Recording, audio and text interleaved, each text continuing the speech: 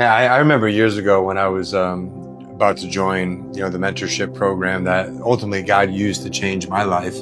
And prior to that, I had some pretty serious business failures, and I felt like I really had let my wife down. I let my family down.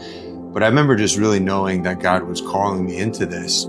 So I remember talking to my wife about it, and she just said, "Hey, let me pray about it. Let me think about it." And I'll never forget, she came back to me, actually gave me a card. It's an image of like a kitten, a cat, looking into a mirror. And in the reflection of the mirror, seeing a lion. And I remember my wife wrote in this card, I believe in you. You're called to this. You had a setback, but God is going to use you to do great things. I get emotional even thinking about it. And she ultimately said, go for it. I believe in the principle of agreement, right? I'd rather make a wrong decision in agreement with my wife than a right decision not being in agreement. So agreement is important. But the question I always ask people is like, are you being intentional about pulling the gold out of your spouse?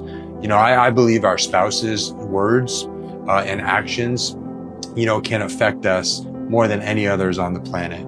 I feel like I could run through a wall and climb a mountain, do anything that God has called me to do if I have the support of my wife. If I don't have it, it just drags me down and it pulls me back. So I would always say, pray, look for agreement, but trust our spouses, believe in our spouses, see the gold in them, and encourage them when they want to step out, into something that will ultimately improve the quality of life, for your family and for future generations. So I'm a big believer in that principle.